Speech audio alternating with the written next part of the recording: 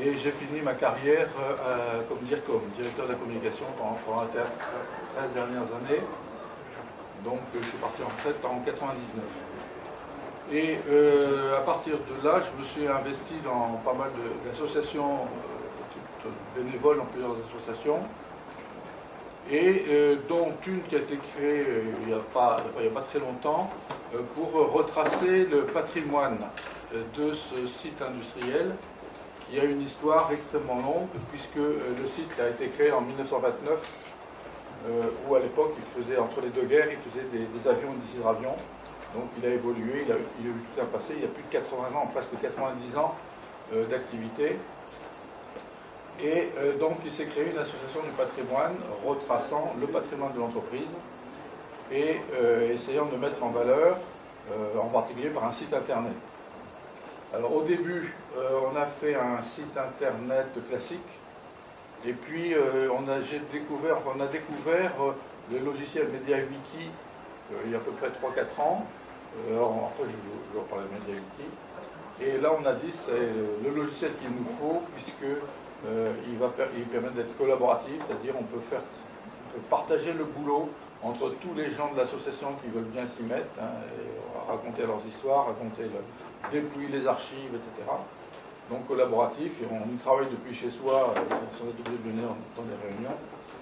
Donc on est parti là-dessus. Alors premièrement, je vais vous poser une question. Qui parmi vous est wikipédien? Bon, vous êtes intervenant dans Wikipédia, je dis Wikipédia, hein. Vous êtes acteur. Je suis Wikipédien. Hein? Je suis Wikipédien, je ne suis pas forcément sur le projet de Wikipédia, mais je contribue sur les projets de Wikipédia. D'accord. Donc, oui. J'aurais dit que j'ai un ou deux articles comme ça. Donc vous êtes Wikipédien, c'est inscrit, utilisateur inscrit avec un pseudo. Donc vous connaissez la syntaxe de voilà. Alors MediaWiki, c'est le logiciel qui sert à Wikipédia. Et dans les wikis, les logiciels wiki qui existent, il y en a plusieurs. Il y a MediaWiki, il y a DocuWiki, etc. Et on a eu un débat au sein de l'association quel logiciel prendre. Et moi j'ai dit attention à la pérennité, je reviens à ce que disait tout à l'heure Thierry, la pérennité du logiciel. À mon avis, il est à peu près certain que MediaWiki sera extrêmement pérenne à partir du moment où Wikipédia va être pérenne. Et donc, parce que notre association, sa durée de vie, l'association, la durée de vie, on l'a définie comme étant au moins 30 ans supérieure à la durée de vie de l'entreprise, puisque même si l'entreprise venait à disparaître, il y a des archives qui sont bloquées pendant 30 ans.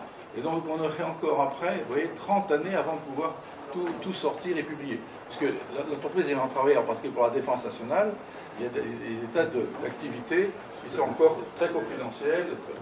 Et même pour les programmes civils, comme par exemple l'Agence spatiale européenne, le CNES, ils ont aussi des copyrights, pas mal de copyrights sur des archives, et ils ne laisseraient pas les faire.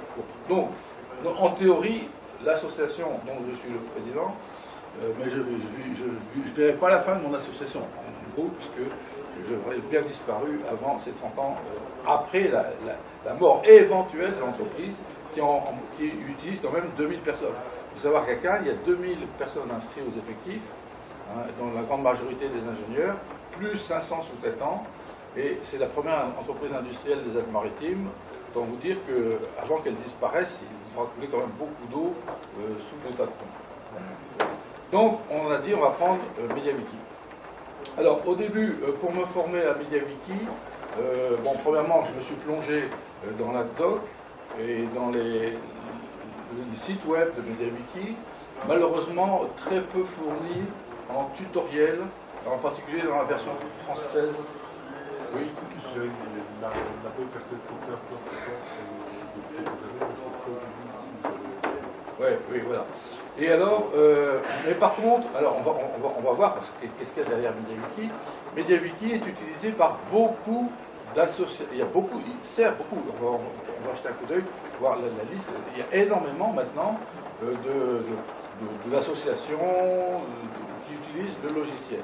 Donc il commence à y avoir de plus en plus quand même de spécialistes MediaWiki. Il est beaucoup utilisé dans des associations ou des petites entités. Absolument. Alors on va y revenir. Et donc je suis tombé très rapidement sur quelqu'un qui avait développé un site MediaWiki que j'ai interrogé. Est-ce que vous pouvez m'aider dans la... Alors, bien sûr, nous, il n'est pas question qu'on travaille dans le développement de MediaWiki. On est très pris par le chargement de notre application. Donc moi, mon message, je le repasse aujourd'hui, on a besoin d'assistance de gens qui connaissent bien MediaWiki, qui sont prêts à nous aider, et bénévolement parce qu'on est une association. Voilà, c'est pour ça que j'ai passé le message à la fin. Alors, et on est tombé assez rapidement sur un professeur de technologie de Saint-Malo, donc c'était très lointain, mais ça fait rien. Il nous a aidés à distance, c'est pas un problème, et il nous a aidés à personnaliser le site pour l'appliquer à notre association. Personnaliser le MediaWiki pour notre association. Alors, sa personnalisation, on la voit tout de suite quand on ouvre la page d'accueil. Vous voyez la page d'accueil standard, donc quand quelqu'un du non-inscrit se connecte, il n'y a rien, on ne peut pas rentrer dans le site, hein, sauf de dire je me connecte. Puisque on a dit, on ne veut pas retomber dans les... Bien sûr, il n'y a pas de question de retomber dans les erreurs de Wikipédia où n'importe qui écrit n'importe quoi. Donc ne peuvent écrire dans notre site que les gens membres de notre association, bien encadrés, on a un comité de lecture, et puis on valide, et on a même une juriste comité de lecture qui vérifie qu'on ne va pas utiliser des informations non autorisées. Donc le Pékin moyen qui lit, et quand je dis Pékin, comme le site il est vu du monde entier, il y a des Chinois qui le voient, et ils ne peuvent pas accéder en particulier aux pages de discussion, ils ont accès à ce qu'on appelle l'espace encyclopédique, on veut bien l'ouvrir. Hein, vous voyez, d'accord le principe? Ce qui fait qu'il y a une personnalisation du produit MediaWiki pour ça. Alors il y a deux fichiers, alors, ceux qui connaissent, ils doivent savoir, il y a deux fichiers de personnalisation. Il y a le truc comme au début, et surtout, il y a un truc important, c'est sur ce qu'on appelle les skins, c'est-à-dire le look du site, et dedans, il y a un fichier qui est paramétrable, à qui on peut dire, pour celui qui n'est pas inscrit, il ne voit que ça. Et puis par contre, pour celui qui est inscrit, on verra après ce que vous inscrit, il voit tout, c'est-à-dire il a accès à toutes les informations du site. Alors, si vous voulez, on va commencer un tout petit peu à jeter un coup d'œil au site en général. C'est-à-dire, alors, on a pris aussi le parti de dire, forcément, notre site va avoir énormément d'articles. Hein. Alors, bien sûr, on démarre, hein, on a démarré il y a 2-3 ans, il y a déjà plus de 1000 articles, mais d'ici 10 ans, quand on aura très avancé dans les archives de l'entreprise, parce qu'il y a des stocks gigantesques d'archives, il fera 10 000 articles certainement, et donc pas question de mettre 10 000 articles sur une page de sommaire. Donc on va essayer de bâtir un sommaire qui tienne sur la page d'accueil, hein, et qui soit le plus restreint possible. Et ça, on a joué beaucoup sur quoi? Sur les catégories.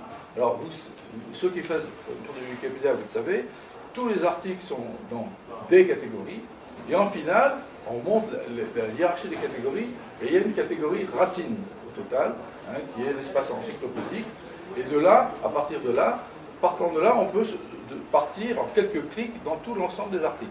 Alors, bon, ici il y a les deux articles de base, donc on va jeter un coup d'œil tout à l'heure, mais ensuite, rapidement, celui qui démarque là-dedans, voilà, il y a ici cette liste de toutes les catégories d'encyclopédie. Donc si je clique ici, là, il y a un premier niveau de sous-catégories avec les grands thèmes de notre encyclopédie, c'est-à-dire l'entreprise elle-même, donc tout ce qui concerne l'entreprise, les thèmes d'activité de l'association qui portent sur l'astronautique et l'aéronautique, l'aéronautique et l'astronautique, ce sont les grands thèmes, les biographies, et alors évidemment on développe dedans les biographies, et normalement on a dit à tous les membres du personnel de l'entreprise que progressivement leur nom apparaîtrait cliquable. Alors à charge pour eux bien sûr de fournir leur propre bio, sinon ils resteront en mode ébauche. On va voir à quoi ça ressemble en mode ébauche. Bon. Une grande catégorie des sciences et techniques, hein, donc, dans laquelle on va décrire les sciences et techniques utilisées dans l'entreprise dans le courant de sa vie. L'établissement lui-même, c'est-à-dire son évolution, hein, on va voir comment ça se fait. Vous voyez, donc le premier niveau de catégorie n'a pas beaucoup d'articles. Si je prends par exemple le domaine de l'astronautique. Donc là, on va tomber déjà en sous-catégories. Hein, donc les fusées, les lanceurs, les missiles, etc. Et puis au fur et à mesure, on va tomber sur les satellites. En 3 ou 4 clics, on va balayer tout l'ensemble des articles. Si je reviens en arrière, par exemple, sur les biographies, bon, les biographies, on va trouver... Vous arrivez à lire, c'est bon? J'agrandis un peu? Vous voulez que j'agrandisse un peu à l'écran? C'est bon? Voilà. Biographie, il y a les membres du personnel de l'entreprise, les membres du personnel des sociétés mères, puisqu'on a eu des sociétés mères qui ont évolué beaucoup depuis Aérospatiale, maintenant on est Thales, etc. Et à chaque fois, on a eu des dirigeants dans la société mère. Donc on avait des services dirigés par des dirigeants sur Cannes, mais bon, ces gens-là ont le droit aussi à avoir leur biographie. Les dirigeants de l'entreprise, donc si je prends l'exemple des dirigeants d'entreprise, ben, par exemple le directeur qui vient juste d'être nommé Jean-Michel Capelli, voilà, donc il a sa bio. Alors, bien sûr, on leur a demandé à tous, on leur demande d'écrire leur bio. Alors, soit ils ont envie d'être coopérants et d'être utilisateurs, sinon on ne va pas emmerder un gars qui vient de prendre les fonctions à travailler là-dessus. Donc il nous file simplement sa bio brute en traitement de texte, et nous, l'équipe, on la met en place, etc. Voilà, bon, voilà le principe. Alors, si quelque chose n'est pas complètement décrit, parcours de l'entreprise, eh bien, ça reste en mode dit à développer plus tard, et par le jeu des catégories, en dessous, on voit ici article incomplet, et on tombe ici sur tous les articles pour lesquels il y a du boulot à faire, hein, ils le savent, à développer, etc.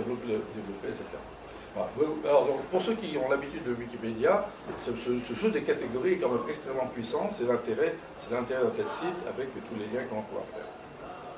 Alors, si je reviens en arrière, donc simplement, alors, toujours pareil, comme dans Wikipédia, le logo en haut à gauche ramène au sommaire, hein, de toutes les pages on ramène au sommaire, et les 2 articles principaux, c'est notre association, donc l'association qui est décrite ici, bon, ça avec qui, etc., qui a fait quoi, etc.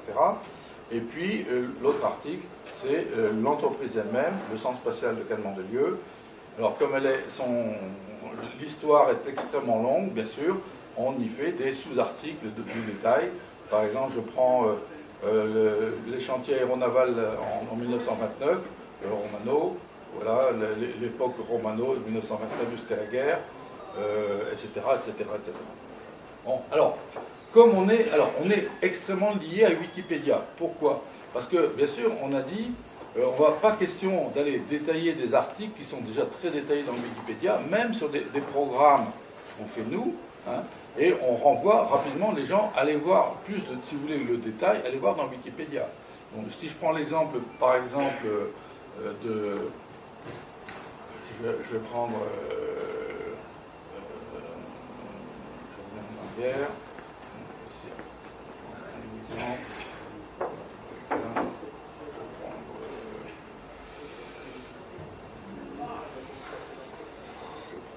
programme pour les satellites de télécommunication, satellites géostationnaires. Alors, satellites de télécommunication, par exemple, bon, il y a déjà un article très détaillé dans Wikipédia, donc dans ces cas-là, annexe, voir satellite de télécommunication sur Wikipédia. Et on renvoie les gens à aller le voir sur Wikipédia. Il y a plein de gens qui travaillent dans Wikipédia sur cet article, plus ou moins bien, hein, parce que c'est le problème de Wikipédia, mais si vous voulez des détails complets, on les reproduit pas, ouais.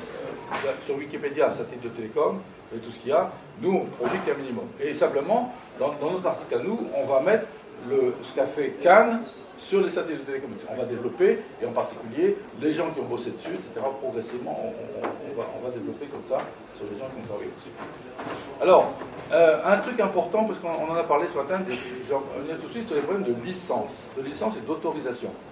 Alors, vous savez que dans Wikipédia, les gens écrivent, c'est en logiciel libre. C'est considéré comme un logiciel libre, une licence libre. Hein, c'est la licence libre, c'est pas du logiciel libre. Oui, les gens écrivent, voilà, c'est écrit. C'est la CC-BY-SA qui autorise la Absolument. Alors nous, on a dit on va faire pareil. C'est-à-dire qu'en écriture, dans notre site, on fait signer à tous les membres l'autorisation de publier, ça publier sous la licence la même que Wikipédia. Ce qui nous permet, le jour où on a développé un article un peu long qui n'existe pas dans Wikipédia, d'en faire immédiatement un copier-coller vers Wikipédia. Hein, et on va augmenter, bien sûr, la connaissance de Wikipédia.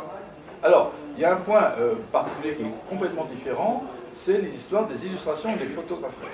Alors, vous savez que je sais pas si vous savez, dans Wikipédia, les photos sont c'est quasiment impossible, c'est très difficile d'y mettre des photos, sauf des photos que vous faites personnellement vous. Ça dépend. Je dirais le problème, c'est qu'on a une protection du droit d'auteur. Absolument. Seul l'auteur ou la personne à qui il a signé une décharge voilà. Alors, prendre la décision oui. la photo. Alors, c'est très compliqué, parce que, bon, je ne vais pas rentrer dans le détail, mais on a un exemple type,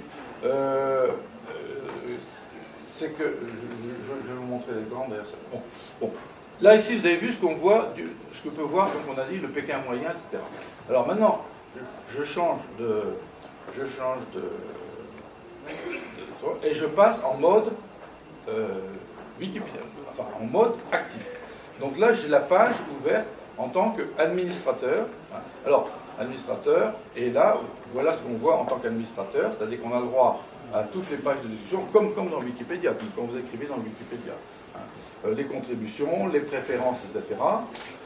Et je prends, et donc, en particulier, on dit à tous nos membres, tous les membres qui travaillent dessus, ce que vous faites pour être sûr de voir ce qui a été modifié dans ce que vous faites. Enfin, je ne sais pas si vous le pratiquez dans Wikipédia, mais vous avez intérêt à le faire aussi. Si vous vous intéressez un peu à un article que vous écrivez dans Wikipédia, c'est carrément mettre en onglet d'accueil à l'ouverture de votre logiciel de navigation, carrément votre liste de suivi.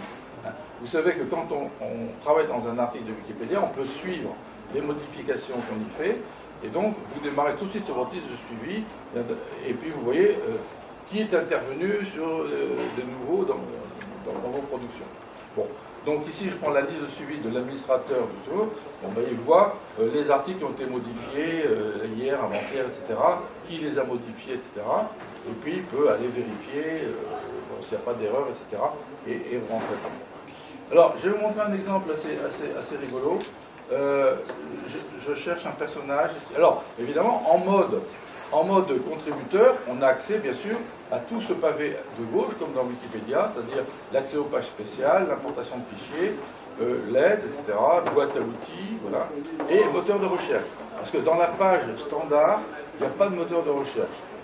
Pourquoi? Parce que je n'ai pas encore réussi à trouver une astuce qui permettrait de faire la recherche que dans l'espace encyclopédique sans atteindre les pages de discussion. Parce que je ne veux pas que quelqu'un, le Pékin moyen, ait accès aux pages de discussion. Voilà, ça des problèmes. Bon. Par contre, dès qu'on est contributeur, on y a fait. Donc si je cherche par exemple, je cherche Roger Maurice Bonnet. Roger, c'est Maurice Bonnet. Ah ben il est en mode de gauche. Personnalité ayant sa biographie sur Wikipédia. Voilà. Alors, ah bon, peu importe, c'est pas sur le bouton. Si je cherche Jean-Loup Chrétien, voilà, Jean-Loup Chrétien, donc Jean-Loup Chrétien, le premier astronaute français, bien sûr, avec qui nous avons beaucoup travaillé à Cannes, avec lui, on connaît très bien. Bon, ben je dis, allez voir sa biographie complète sur Wikipédia, c'est pas la peine. Donc on file voir sa bio complète chez Wikipédia, on ne la reproduit pas chez nous. Alors, l'exemple type, je vais le chercher carrément dans Wikipédia. Je vais vous expliquer un truc assez rigolo. Maurice Bonnet, voilà, Roger Maurice Bonnet. Alors là, je suis dans Wikipédia, je ne suis pas dans Wikipédia. Voilà. Roger Maurice Bonnet, c'est un des grands ponts de l'astronautique en Europe. Hein. Il a été patron de la science et toute sa carrière ici, etc. Je rentre dans le détail. Bon. Et donc, il est venu un jour, il vient un jour à Cannes nous faire une conférence, et je le prends en photo. Alors, je clique ici, photographie, projet Maurice Bonnet. Donc on tombe. Alors elle est dans les commons, parce que j'ai récupéré, ah oui, dans les commons de Wikipédia. Bon, photographie, auteur Guy Lebègue, etc. Donc j'avais le droit de la publier et j'ai pu la mettre dans les commons de Wikipédia. Et puis, donc je lui envoie un petit mail, je lui dis tiens, professeur, regardez, j'ai mis votre photo pour illustrer votre article de Wikipédia parce que vous n'aviez pas de photo dans Wikipédia. Ah, il dit c'est sympa, c'est sympa. Oh, mais dis donc, vous pouvez pas m'en mettre où je suis plus jeune. Alors je dis, ben écoutez, volontiers. Alors il me dit, écoutez, j'ai une photo qui a été prise à Baïkonour, il y a de ça 10-15 ans, le jour où on a lancé du Baïkonour, des satellites scientifiques faits par l'ESA, une très belle photo de moi au pied de la fusée. Ah ben je dis, vous me l'envoyez. Alors il m'envoie la photo, avec un beau mail, autorisation de la publier dans Wikipédia les Commons. Je la mets dans les Commons de Wikipédia. 2 jours après, boum, menacé de page à supprimer. Pourquoi? Il faut l'autorisation du photographe. Et voilà, le photographe. Alors je le rappelle, et je lui dis, mais attendez, le photographe, qui c'était? Oh, c'est un photographe de l'Agence spatiale européenne, je ne sais même plus qui c'était, etc. Eh bien écoutez, essayez de le retrouver, sinon votre photo, elle va sauter. Et il me rappelle peu de temps après, ça y est, j'ai retrouvé le photographe, mais il ne veut rien écrire, il ne veut pas mettre d'autorisation, etc. Si, il veut bien, mais il faut l'autorisation du Conseil de l'Agence spatiale européenne. Je dis, attendez, qu'elle a demandé. Ah, il dit, ah oui, mais on est 27 États membres, il faut que ce soit l'unanimité des 27 États membres. Alors voilà, terminé. C'est pour ça que dans Wikipédia, il y a des articles extrêmement mal illustrés, parce qu'il y a une difficulté énorme. Oui. C'est pas le problème de tout site finalement, puisque les droits d'auteur, c'est pas uniquement sur Wikipédia. L'autorisation de publication, c'est pas uniquement sur des sites avec des licences libres. Le problème va se répercuter sur tout blog, tout site. Alors, du coup, moi ce que j'ai fait, voilà, je reviens chez moi. Moi j'ai dit, donc on va avec l'accord, on l'a dit avec l'accord de notre staff, etc., y compris de la juriste, on va utiliser des photos qu'on trouve hors Wikipédia, mais simplement en mettant les informations de licence, à qui a été l'auteur de la photo. Je référence complètement la photo avec ses auteurs. Et là, j'ai pas de problème. Pas de problème, parce que c'est un site pas commerçant qu'on fait, c'est un site éducatif. Hein. Donc si je reprends des exemples, je vais prendre le ministère de la Défense. Tiens, je prends par exemple Charles de Gaulle. Charles de Gaulle. Ah non, c'est une photo que j'ai plus de Wikipédia, certainement. Oui, elle est venant de Wikipédia. Bon, je prends des photos sur... je ne sais pas,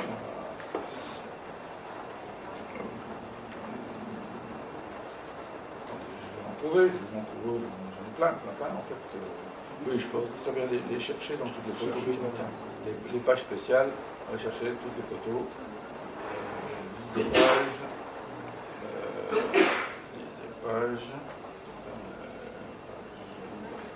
Liste de fichiers, rapport important de l'Assemblée. C'est ça? Liste de fichiers. Liste de fichiers, voilà. Voilà, donc là, ici, on a... Ça, je suis chez moi, hein, je suis dans mon wiki à moi. Ben, voilà, toutes les photos que j'utilise, etc. Bon, eh bien, l'exemple type, c'est celle-là. Tiens, par exemple, Roger Béteille. Roger Béteille qui était directeur de Cannes pendant 10 ans. Roger Béteille, on vient de parler de lui, on vient de donner son nom au grand hall d'intégration des nouveaux Airbus à Toulouse, parce que c'est Monsieur Airbus. C'est l'homme qui a créé Airbus il y a de ça longtemps. Bon, ben sa photo, eh ben, j'ai marqué source Airbus. Voilà. J'ai marqué tout droit réservé. C'est-à-dire que, voilà, donc je la mets ici en licence, image protégée, etc. Et tout droit réservé, c'est-à-dire si quelqu'un m'interroge, ils ont mon adresse, et dit est-ce que je peux utiliser cette photo? Je dis écoutez, on peut faire la demande pour vous, voilà l'adresse à qui vous pouvez demander d'utiliser. Ça vous sera autorisé pour des sites non commerciaux. Pour répondre à ta remarque, on constate sur Wikipédia, parce que c'est un des sites les plus compliqués, le problème est valable pour tous les sites, quelle que soit l'intention à la base. Parfois, on peut négocier des accords avec les agences photographiques ou des photographies pour des usages particuliers, mais c'est très dur de faire des photographies qui sont libres, et c'est très dur d'obtenir leur accord. Parfois, on a des choses. Ce qu'il faut voir aussi, c'est que sur Wikipédia, le partout est compris de ne prendre que des médias sous licence libre. C'est-à-dire qu'ils soient réutilisables. Absolument. Donc ça veut dire qu'à ce moment-là, on s'est interdit la possibilité d'utiliser des images sous des conditions trop restrictives. Bon, il y a aussi un fait, c'est que dans notre site, justement, on a pris la précaution de ne mettre les photos qu'en 800 pixels. Donc, difficile d'en faire des posters derrière. Voilà, c'est pas trop haute résolution, et donc commercialement, pratiquement inutilisable, quoi, à partir du moment où on ne veut pas en tirer des posters. Voilà la grande définition de... alors, j'ai noté des trucs à vous dire. Ah oui, alors, je repars ici, je vais repartir dans notre sommaire. Et si vous voulez vous balader, donc ici en particulier, il y a un article sur CASPE-Wiki. Alors, on appelait notre site CASPE-Wiki. Donc, voilà, CASPE-Wiki ici. Alors, CASPE-Wiki est un wiki des membres de l'association, c'est porté pour une encyclopédie, etc. J'utilise le logiciel MediaWiki. Voilà, donc si je clique sur MediaWiki, j'ai résumé ici ce qu'était le logiciel MediaWiki. Mais évidemment, si vous voulez en savoir plus, allez sur Wikipédia. Donc, voilà, pour ceux qui veulent, hein. Et puis, voir le site MediaWiki lui-même. Voilà, on va à la pêche aux grandes informations pour aller sur le site, etc. Et il y a un truc intéressant, c'est la liste des sites français utilisant MediaWiki. Voilà, site utilisant MediaWiki qui est ici. Alors, vous pouvez aller voir, il y a énormément de sites qui travaillent avec MediaWiki maintenant. Tiens, même France 5, vous voyez, par exemple, la chaîne France 5 utilise MediaWiki. Etc. Ah, là, j'ai une famille. Bon, vous voyez, il y a toute une liste ici, je ne sais pas combien on a, il y a presque une centaine de sites web qui sont basés sur le MediaWiki. Donc, moralité, pour quelqu'un qui veut développer une activité très, très détaillée, un peu comme le cas d'une encyclopédie, le logiciel MediaWiki est quand même bien fait pour ça. Et puis, voilà.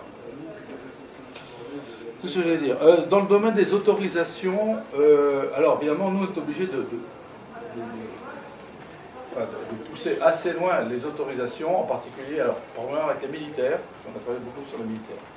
Mais ils ont joué le jeu, c'est-à-dire que on a pris contact avec la Direction Générale de l'Armement, de la DGA, et dont on a eu des contacts avec la Direction des Communications, on leur a montré ce qu'on faisait, et on leur a dit, est-ce que vous nous autorisez à, si vous faites vous-même des publications qu'on trouve sur Internet, parce que les militaires publient quand même, mais pas tout de suite, en général avec 10 ans ou 15 ans de retard, mais on trouve ça en archive, des documents militaires assez fouillés sur des produits qui ont été faits, des missiles, des tas de trucs, etc. Et que vous autorisez à les reprendre en mode licence libre chez nous. Et ils nous ont donné le feu vert, c'est quand même pas mal. Donc on peut, à condition bien sûr qu'on cite en référence l'article, et que le papier étant sur Internet, on peut le citer, etc. Et on l'a fait aussi pour des journaux importants, en particulier la revue spécialisée Erecosmos, qui est quand même une revue hyper importante, parce qu'elle existe depuis très longtemps, elle a monté toujours beaucoup d'informations sur ce qu'on a fait, etc. Et donc, moi j'ai écrit au rédacteur en chef d'Erecosmos, je parle de mon site, ils disent qu'on nous autorisait à publier in extenso un papier même sous forme de photo, quoi, des articles d'Erecosmos, réponse oui.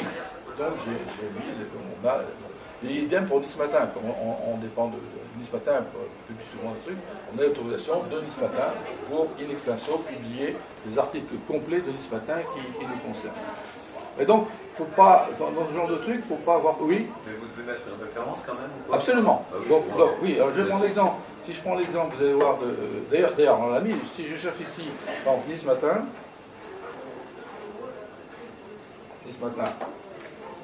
voilà, Nice Matin, alors ça c'est chez moi, dans mon site, hein, Nice Matin, le journal quotidien français, etc. Et ici, voilà, autorisation de publication dans CASPE-Wiki par un courrier en date du 19 février 2013, archivé au sein de l'association. Mme Pascale Primi, directrice de la région de Cannes, donne son accord pour que tout article publié par Nice Matin, en rapport avec l'objet de l'encyclopédie, puisse être repris et publié in extenso, sous réserve de citer la date de l'article, c'est tout. Et éventuellement, l'auteur, c'est un auteur. D'accord, merci. Idem pour Erecosmos, etc. Et ça, à mon avis, si vous devez développer un jour une application non commercial. Ils se rendent compte que ce n'est pas pour faire du commerce. Mais à titre d'encyclopédie, à titre d'historique, n'hésitez pas, ils jouent le jeu. Voilà. Hein. Mais la juriste qu'on a dans notre conseil d'administration a dit demandez-leur. Hein, ne le faites pas sans l'avoir demandé. Vous n'allez pas vous tomber dessus en disant attendez, vous avez publié, c'est pareil pour Cosmos, etc. Vous voyez le principe? Alors, les autorisations, les photos, bon, j'en ai parlé, les boîtes à outils, suivi partout, etc. Bon, est-ce que vous voulez poser des questions là? Est-ce que vous avez des questions à me poser? Vous avez vu à peu près le principe? Donc, moi, mon grand message, c'est il nous manque à l'association. Alors, comme on a pu. Le produit MediaWiki, il est évolutif. Hein. Il a des nouvelles versions tous les 2 ou 3 mois à peu près. Et on ne peut pas suivre. Il nous manque un spécialiste pour simplement nous dire, qu'il soit il peut n'importe où en France, attention, dans la nouvelle version qui vient de sortir, voilà le fichier qu'il faut mettre pour passer à la version suivante. Ce qui fait que je suis bloqué. On n'a pas évolué depuis 2 ans dans les versions, parce qu'à un moment donné, il y a eu un changement sur les skins. On est passé au mode vector avant. Donc on est resté nous en monobook. Si vous connaissez un peu, on n'est pas passé au vector parce que la programmation spécifique on ne sait pas le faire. Voilà. Donc on cherche spécialistes qui veulent bien. Alors, il rentrerait membre de droit automatiquement de notre association. Ça, c'est prévu par les statuts. Il n'y a pas de cotisation payée en tant que contributeur volontaire, etc. Donc, il recevrait toutes les informations. Et puis, on pourrait le récompenser une fois de temps en temps en lui faisant visiter l'usine avec toute sa famille, ou même si c'est une classe complète ici. Mais moi, j'ai les clés de l'usine le samedi matin. Je peux faire visiter l'usine le samedi matin. Voilà mon message. Hein, si vous pouvez le relayer. Alors, j'ai entendu dire aussi, mais est-ce que vous en savez plus, que l'État aiderait financièrement les entreprises qui veulent développer des logiciels libres. Est-ce que vous êtes au courant de ça? Bon. Si c'est une déformation de la circulaire Héros qui est sortie au cours du dernier trimestre de l'année dernière et qui dit qu'il faut utiliser des logiciels libres mais qui est interprété par et l'État donnerait des sous, à ce moment-là, oui, mais c'est une déformation du texte. Et ça se fait déjà avec Mimo. Alors après, c'est à la fois, c'est un grand classique, c'est qu'il y a certainement, il peut y avoir des consignes nationales, des incitations, et puis après il faut peut-être voir au niveau local, régional, départemental, ce qu'il en est de la mise en œuvre. Donc c'est vrai, il y a quelque chose. C'est vrai, oui. Faut voir exactement, mais est-ce que c'est de toute façon par un financement national, c'est pas sûr, est-ce que c'est par un financement... Oui. En gros, c'est, moi je suis d'accord avec le monsieur, c'est aux entreprises en gros, qui veulent développer des logiciels libres, aux entrepreneurs, à se mettre en contact avec des organismes qui soient personnes morales de droit public ou privés. Alors on s'adresse à qui au niveau départemental? Donc les collectivités territoriales, conseil régional, conseil général. Ah oui, d'accord. Conseil général, vous devez savoir. C'est pas officiellement un financement de l'État, je pense. Voilà. Oui. Non, parce qu'à la limite, si l'État veut bien nous payer quelqu'un qui nous aide, nous pas mieux. Nous simplement, on n'a pas de budget, nous, l'association. Il y a un truc, par contre, qu'on a réussi à faire, c'est de se faire reconnaître l'intérêt général auprès du fisc et de notre association, et donc de faire bénéficier tous les contributeurs donateurs du rescrit fiscal, hein, donc des réductions sur leurs impôts, et les frais de mission de tous les gens qui viennent toutes les réunions. Ils peuvent les déclarer donc, au moment des déclarations d'impôts, et ils ont 66% de rembourser les impôts, ce qui est quand même un truc assez important. Donc aujourd'hui, je suis venu ici de Cannes. Au retour, mon frais de déplacement, en fait, me sera remboursé de 66% par les impôts. C'est intéressant parce que dans l'association, les gens ils renacent quand même beaucoup ça coûte cher à force maintenant de se déplacer. Enfin, c'est une très vieille circulaire. Hein. Ça date de Marie-Georges Buffet quand elle fait le sport. C'est un renoncement à remboursement en fait. C'est un renoncement à remboursement. Voilà, vous renoncez, c'est-à-dire vous déclarez vos frais de mission et là où de la cotisation ou des dons. Donc on fait une fiche, et à la fin, je renonce au remboursement. Donc dans la comptabilité de l'association, ça passe en frais et contrebalancé par un don. C'est-à-dire que je vous fais le don à l'association. C'est comme si vous donniez la somme qui est remboursée. Voilà, comme don à l'association. Et l'association vous sort à ce moment-là un reçu fiscal, comme vous recevez des reçus de toutes les grandes associations, dont Resto du Cœur, etc., que vous joignez à votre déclaration d'impôt, et vous avez 66% de déduit sur les impôts en final, hein, pas sur le montant déclaré aux impôts, sur l'impôt calculé en final. Voilà. D'autres questions? Mais ça c'est valable parce que vous dites là pour certains types d'associations. Alors oui, il faut que les associations soient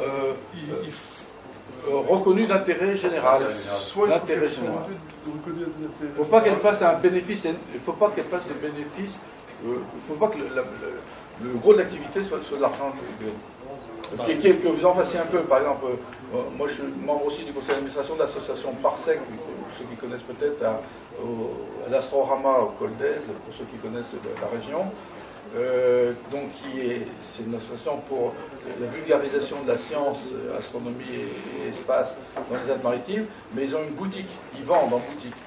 Et donc, il ne faut pas que les recettes de vente en boutique soient supérieures à, je crois, 30% des frais de l'association.